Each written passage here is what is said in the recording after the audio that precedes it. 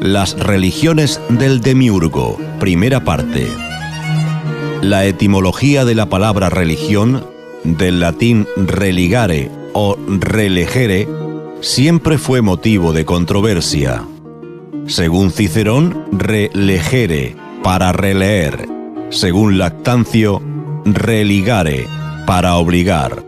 Y tengo que confesar, aunque les pese, que según la historia conocida y no conocida, esta es la correcta interpretación y sentido de la religión. Obligar, cuyos sinónimos son imponer, forzar, exigir, intimar, presionar, apremiar, que pueden interpretarse sin lugar a ninguna duda como manipular y programar.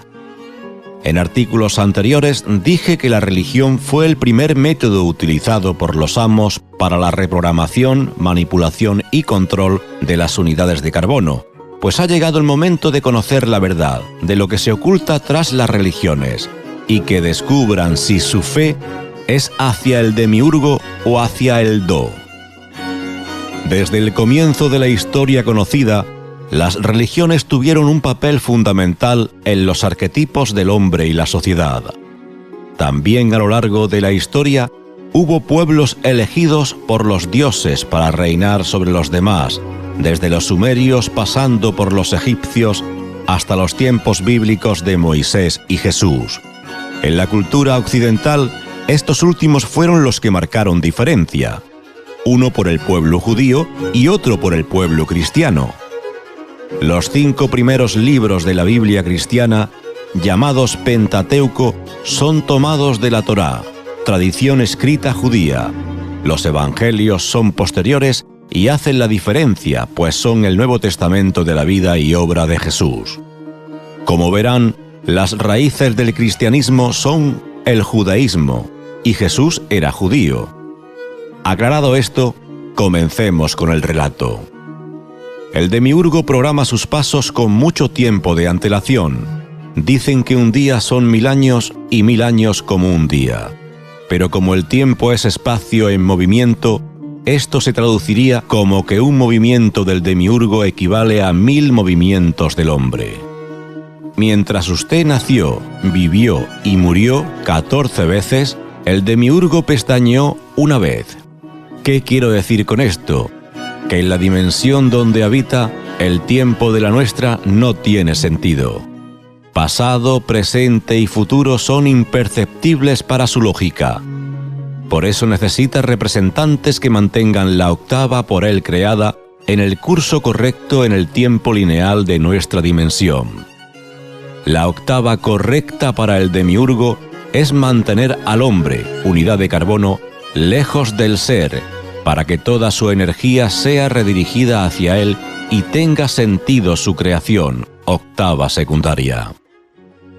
En la época de Moisés, Jehová le entrega en el monte Sinaí, supuestamente, las tablillas de la ley, los 10 mandamientos.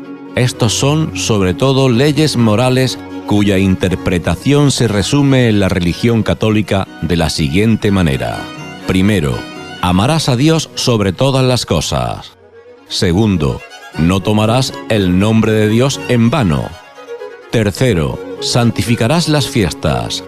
Cuarto, honrarás a tu padre y a tu madre. Quinto, no matarás. Sexto, no cometerás actos impuros. Séptimo, no robarás.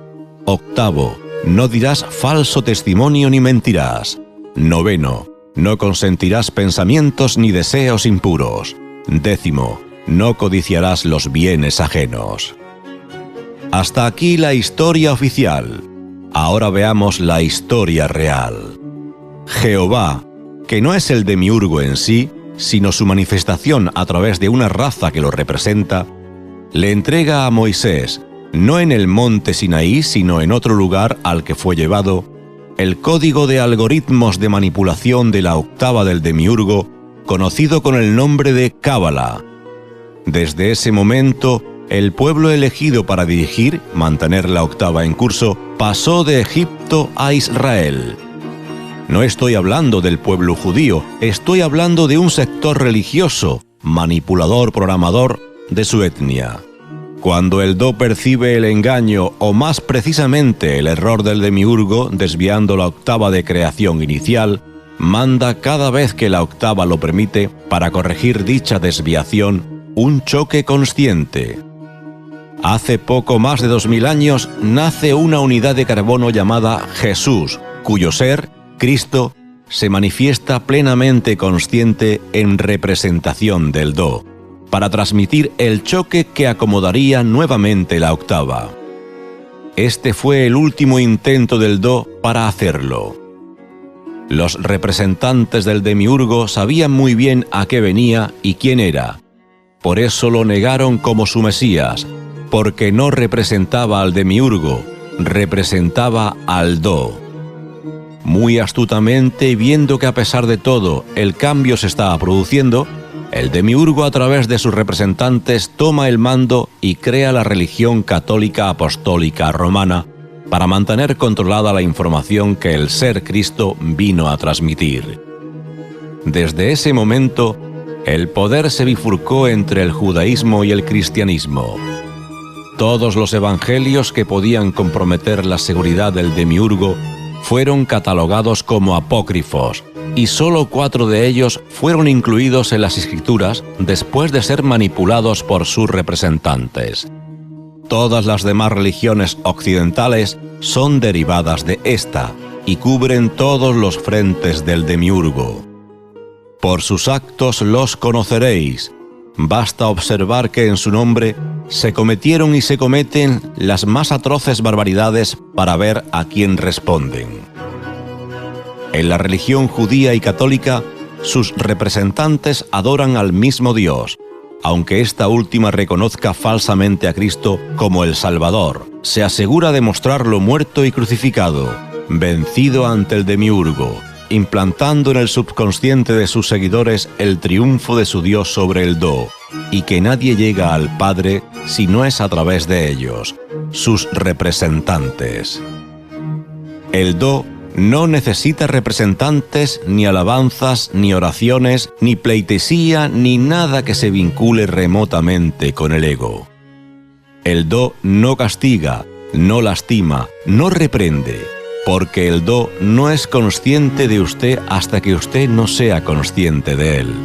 El do es consciente de su ser, pero no reconoce a la unidad de carbono que lo representa en esta dimensión. Lo que las religiones del demiurgo le dijeron es falso. La única religión real, verdadera, representativa del do es usted mismo y su conexión con la consciencia del ser, su verdadera esencia divina, el do que lo liberará de usted, su carcelero, y del falso Dios. Y ahora pregunto, ¿su fe es hacia el demiurgo o hacia el do?